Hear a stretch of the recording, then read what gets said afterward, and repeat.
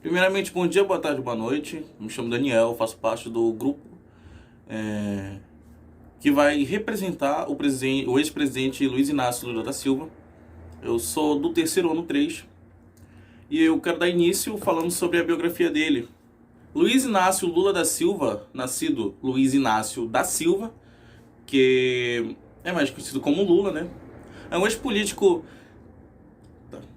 ex-político sindicalista e ex-metalúrgico brasileiro, principal fundador do Partido dos Trabalhadores, que é o PT, e o maior representante dele.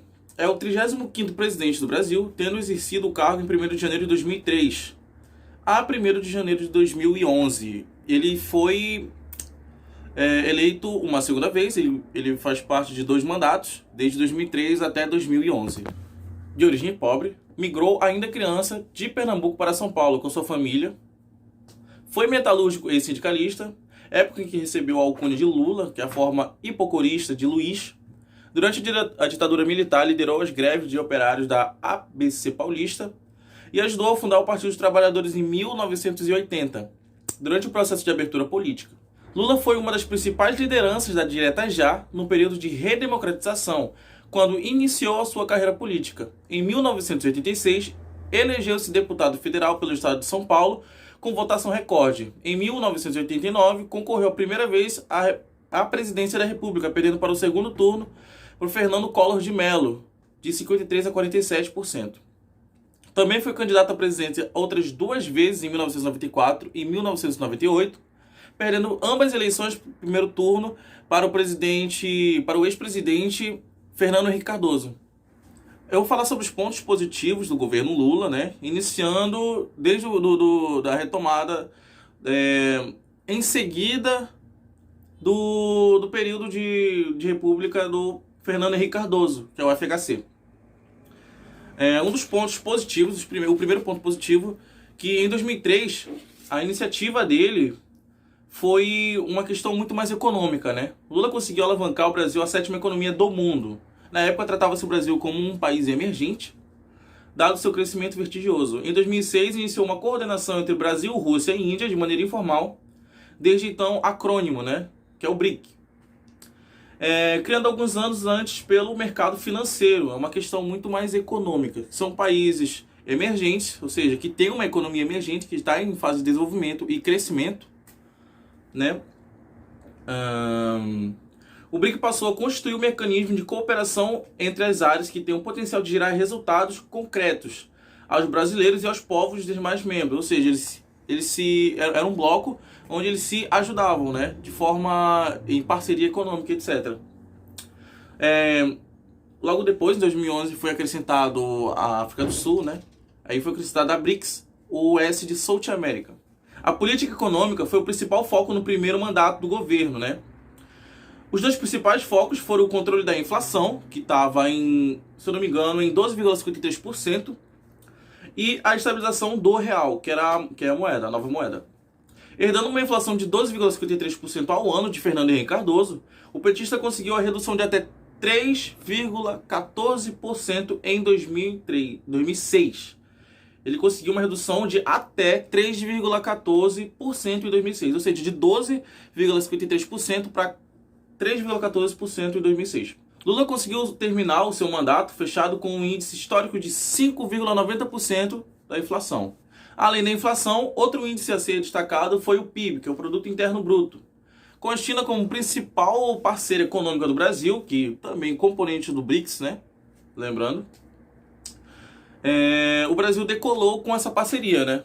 Durante 8 anos de governo, o crescimento do PIB alcançou uma média de 4%, aproximadamente 4% ao ano, com as exportações de commodities e matérias-primas, né? Que o Brasil é um dos maiores exportadores de matéria-prima do mundo.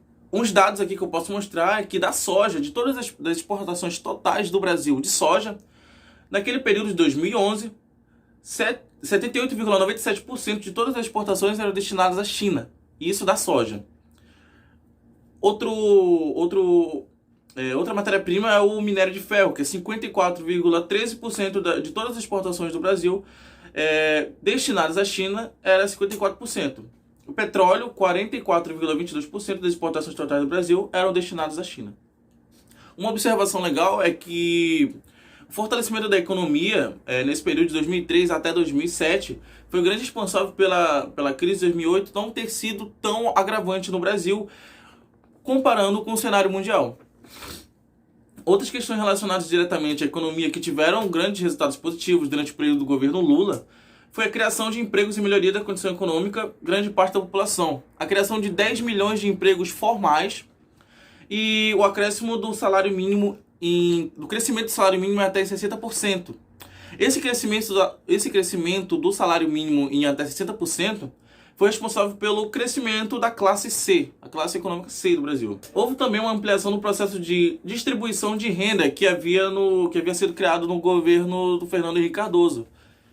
Algumas bolsas, como Bolsa Escola, Programa Nacional de Renda Mínima, Bolsa Alimentação e Programa Auxílio Gás e Fome Zero foram ampliados, ou seja, que ocorreu até a criação do Bolsa Família. Esses programas de renda em um único programa, que é o Programa Nacional de Renda Mínima, ou Bolsa Escola, Cadastro Único do Governo Federal, Bolsa Alimentação, Programa Auxílio Gás e o Fome Zero. Todos esses foram englobados em um só e foi criado o Bolsa Família, né? Nesse período, o Bolsa Família foi tão bem avaliado, tanto internamente quanto mundialmente, que ele era o melhor programa de distribuição de renda da América do Sul e também foi eleito o melhor programa de distribuição de renda na Inglaterra, no Reino Unido. Outra questão também muito interessante foi, que eu vou poder citar aqui, das políticas sociais do governo Lula, foi a criação do ProUni, né, que é o Programa de Universidade para Todos, que foi criado em 2004. Ele tem por objetivo, até hoje, conceder bolsas de estudos parciais e integrais para universidades e faculdades particulares, né? Ou seja, você que tirou uma nota razoável no Enem, não teve condições de passar em uma faculdade pública, federal e etc., você pode usar aquela nota para conseguir uma bolsa através do ProUni. O interessante é que o governo Lula aproveitou esse programa, a criação do Enem, né, essa prova, o Exame Nacional do Ensino Médio, e conseguiu ampliar ainda mais o acesso à educação por meio dessa avaliação que foi criada. Outro ponto também é o SISU, que é o Sistema de Seleção Unificada, que está no ar desde janeiro de 2010 e tem sido desenvolvido pelo MEC. Ele é utilizado por estudantes que realizam o Enem para se inscrever em instituições de ensino superior públicas, né, para ter acesso às faculdades. Tem o FIES, que foi criado no governo Fernando Henrique Cardoso, mas no governo Lula ele também foi reampliado, né? No governo Lula ele foi ampliado. A taxa de juros de financiamento foi baixada de 6,5% para 3,4%. E o prazo de carência para o início do pagamento após a formação é de 18 meses. O FIES, ele te ajuda a pagar uma faculdade particular. Mas como você, tecnicamente, se colocando no lugar do estudante, você não tem condições de pagar uma faculdade, mas você também não tem condições de trabalhar, porque não tem uma formação. Depois que você se forma, você tem até 18 meses para poder pagar, ou seja, você tem esse período de tempo para poder fazer um estágio, entrar em um trabalho para poder começar a pagar a mensalidade da faculdade. Bom, hoje eu tô aqui para falar sobre a ideologia do PT e juntamente com a ideologia do Lula. O PT surgiu da Organização Sindical Espontânea de Operários Paulistas no final da década de 1970, dentro do vácuo político criado pela repressão do regime militar aos partidos comunistas tradicionais e aos grupos armados de esquerda então existentes. Desde a sua fundação, apresenta-se como um partido de esquerda que defende o socialismo como forma de organização social. O PT nasceu com uma postura crítica ao reformismo dos partidos políticos social-democratas. Nas palavras do seu programa original, as correntes sociais-democratas não apresentam hoje nenhuma perspectiva real da superação histórica do capitalismo imperialista.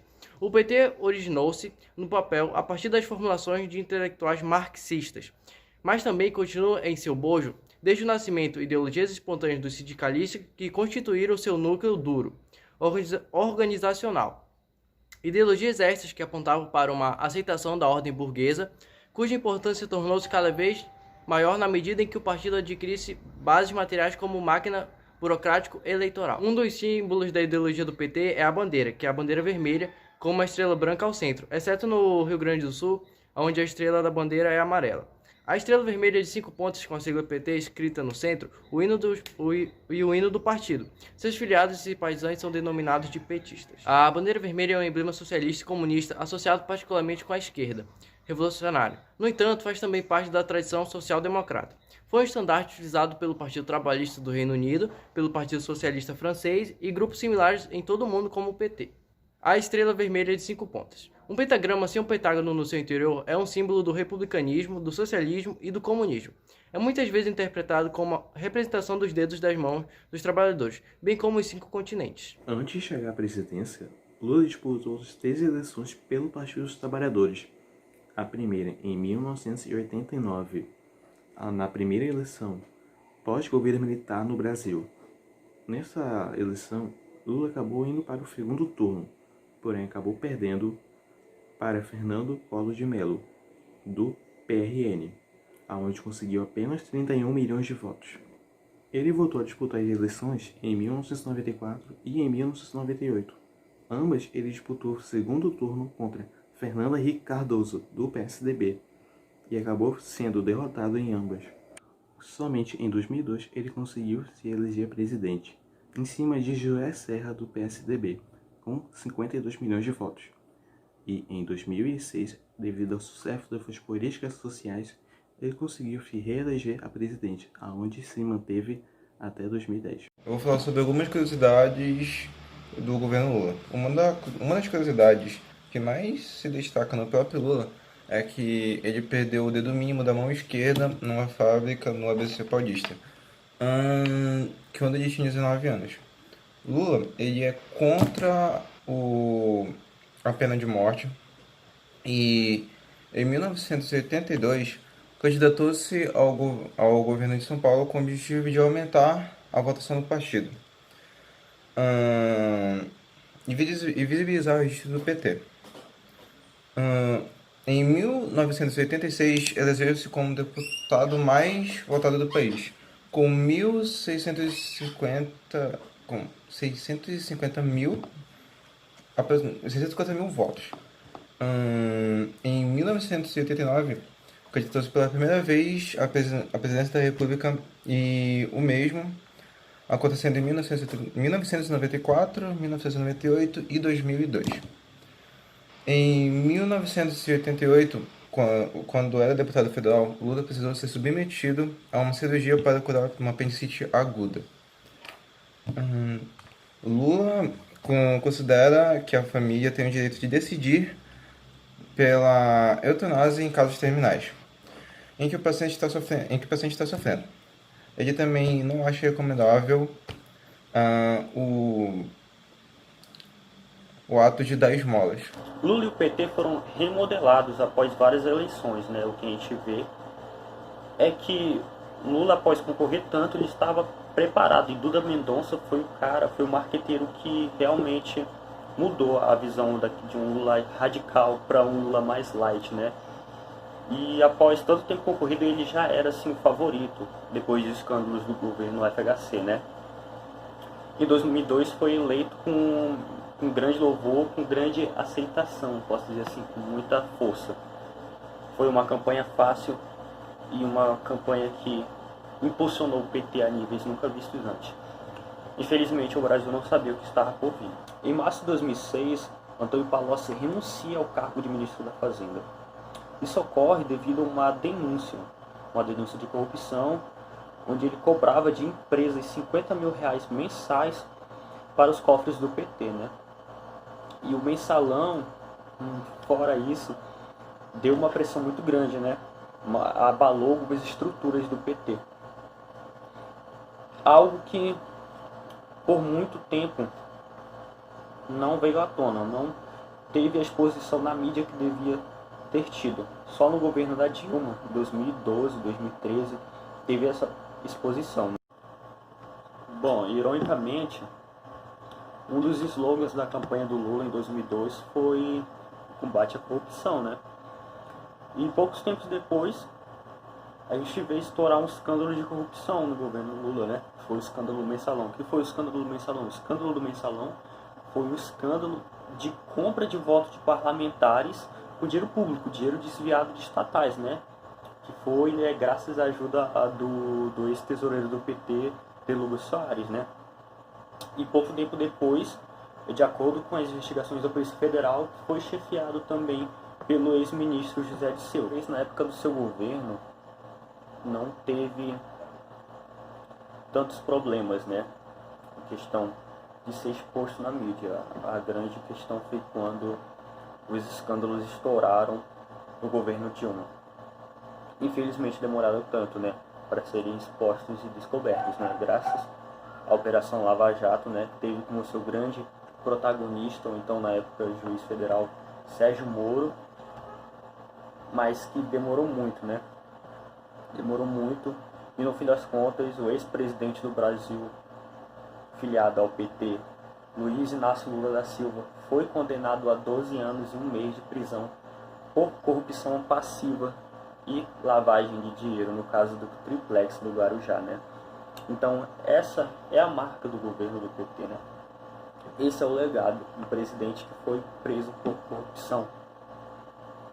Infelizmente ainda é idolatrado, né, por muitos gados e mulas que existem por aí nesse Brasil tão grande.